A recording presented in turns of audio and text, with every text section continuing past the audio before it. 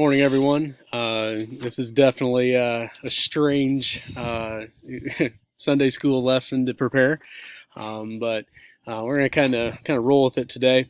There is some good advantages of my job changing to being at home. I get to have a much brighter and nicer office. So get to do a lot more stuff out on the deck and spend time outside. So that's definitely a good thing. Hopefully, you guys are all spending time with your families and spending time outside and getting some fresh air. Even though we're supposed to you limit the amount of exposure to other people, get outside and have some fun too. Today we're going to kind of study a little bit, kind of build off of what Eric was talking about on Wednesday nights when he's talked about a lot of fear nots. And I have a feeling he's probably talked about this verse already, the verse I'm going to spend most of my time on, but I think we're going to kind of expand on it. And if you missed that Wednesday night service, then you'll get the opportunity to hear it now. If you were there, awesome. You'll get to hear it again and hear it from a different perspective. So there is a lot of fear in today's world. You can read one online article and feel good about our situation. Trust me, I've done that.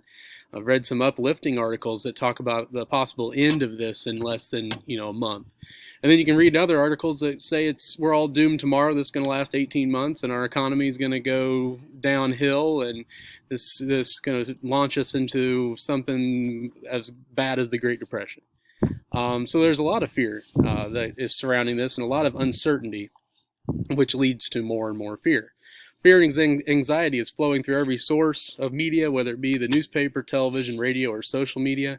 A majority of us probably see it on social media and television, but if you're a newspaper reader, it's definitely there as well. In times like this, I think it's important that we remember that our prayer life and our Bible reading time is important. We need to use that source of media because that's the only way that we're going to get the real truth. So what are some of those truths that we can learn from getting into our Bibles that can relate to this coronavirus, COVID-19 or whatever they call it, COVID-19, that we can kind of lean on for comfort and to uplift our spirits in these crazy times. So we're going to kind of talk about some of the spots in the Bible, verses in the Bible that we can lean on. The first one we're going to spend most of our time on, and I've got it color-coded because we're going to expand on each little spot, is Isaiah chapter 41, verse 10.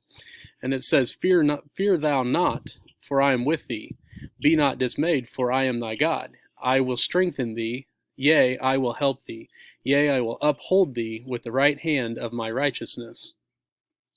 Okay, so I kind of like this verse quite a bit because it breaks down into at the colons or semicolons, whatever that is. I'm not an English person, but it breaks down and shows that you can see different parts that you can discuss from this one. So the first one that we're going to talk about is fear not. And like I said before, Mr. E talked a little bit the last few Wednesdays about these fear nots in the Bible. And this past Wednesday night, he also asked the question of, is being fearful ever justified?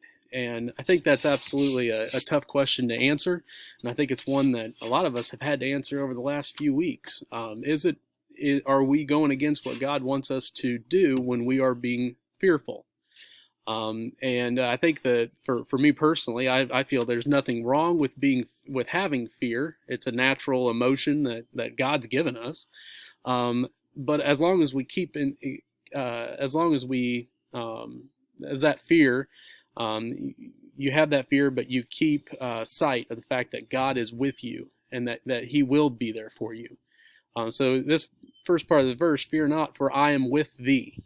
We should definitely be able to receive some comfort in knowing that although God knows that we're fearful, He doesn't want us to be fearful because He's there. There's nothing to fear. Then the next part of it says, be not dismayed, for I am thy God. And dismayed means to be distressed. And here you can see that fear can lead to dismay or distress. But we see here that there's not to be distress because God is God. Okay, so I find this portion of the text to be really important to kind of break down in the fact that the word thy. The word thy could give you a lot of comfort, because thy means your. Okay, so what this verse is saying is, be not dismayed or distressed, for I am your God. God's not just there for the rich, the famous, the popular, the adults, the preachers, the theologians, the people who are extremely in tune with everything everything of God. He's there for everyone, and he's everything for every believer. He is your God. He's thy God.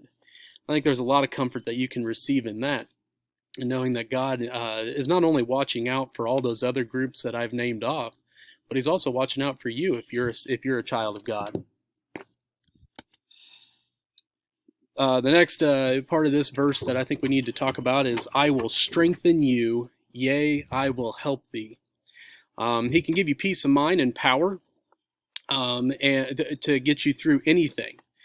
This pandemic is really nothing to God. He has more than enough strength to get you through. But I think it's important that we realize that although we're social distancing from other Christians, and all people really, we shouldn't be social distancing from God. We got to get into our Bibles. He wants to bring all of our fears. He wants us to bring all of our fears and burdens to Him. Kind of think about the idea of a sheepdog and a flock of sheep.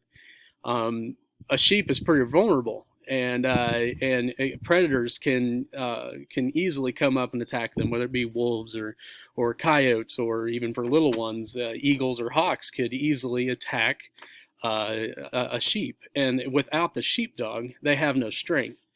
So if that sheep realizes that the strength comes from the sheepdog, they never get very far from them. They stay near them. They graze, and they live their life within arm's reach of, or legs reach, whatever you'd call it for a sheep, within reach of the sheepdog. However, if that sheep ever thinks that it can be its own strength and ventures out on its own, suddenly it's very vulnerable, and then everything can attack it. I think that's the same way that we should look at our strength coming from God. We need to get close to Him and stay close to Him, be near Him in all times, because that's where our true strength is going to come from. When we start making more distance between us and God, that's when we come to our weakest points. We hit rock bottom, and during this COVID-19 scare, that can definitely lead to a lot of fear, anxiety, and we need God for that strength to get through these tough times. God helped David slay a giant. Daniel survived a lion's den, and Shadrach, Meshach, and Abednego survive a fiery furnace. So really, COVID-19 is not stronger than God. God saw all those people through their trials. He'll see us through ours. The last part of this is, I will uphold thee. God wants you to bring all of your fears to Him, and all of your burdens. And when you do that, He will uphold thee, or He'll uphold you. He'll never forget about you, or walk away from you. If there's space between you and God, I can assure you God didn't make that space. You made that space. He is not a fair weather fan. The amount of fans that came to being that started wearing the amount of new fans that came to liking the Kansas City Chiefs this January was unreal. The amount of people that suddenly didn't have any Kansas City Chiefs shirts, and then suddenly they had them. They're fair weather fans. They were doing good. We're going to root them on. There's nothing wrong with that in sports. There's nothing wrong with wanting to jump on the bandwagon, but understand that God's not that way with us.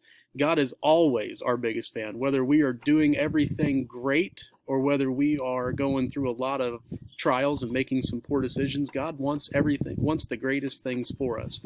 He is our biggest fan, and He's loyal to us, and He waits for us to make Him a part of our life. And He wants us to live a righteous and upstanding life, but you just know He's always there for you. So my final thoughts, I kind of want to wrap this all up. Number one, if you're a child of God today, do not let fear rule you. Number two, your God has got this. Thy God has got this. Number three, only He can truly help in times like this. It doesn't matter how much TV you watch and how many doctors you see get on TV. Their knowledge and their wisdom is nothing without God giving them that. And God has got this, and you have to lean on Him, not on man. And then I think the last thing I want to talk about is from Jeremiah chapter 29, verse 11, which says, "For I know the thoughts that I think toward you, saith the Lord, thoughts of peace and not of evil, to give you an expected end." Uh, we can know that God has a plan for all of His followers, and it's a good one. We may have an expected end here on earth, but we have comfort in knowing that He has gone and prepared a place for us. And that although, when He says He's going to protect us and give us peace and that He's that no and not of evil, it doesn't mean that Christians aren't getting this deadly disease or this deadly virus. It just means that they have comfort knowing that it's all part of God's plan, and that He has that it's not, nothing shocks God. COVID-19 never put God on His heels. It may have put us on our heels, but God has got this. And have comfort knowing that if we get in our Bibles, we keep reading. For every bad article that we read, we can read some great and uplifting and spiritually uplifting things in the Bible, and God provides for us. Have a great day. I look forward to being able to see all of you back in class in person. It's definitely given me a new appreciation for all the little things in life, like just simply being able to go to church. Love you guys. Hope you have a great week.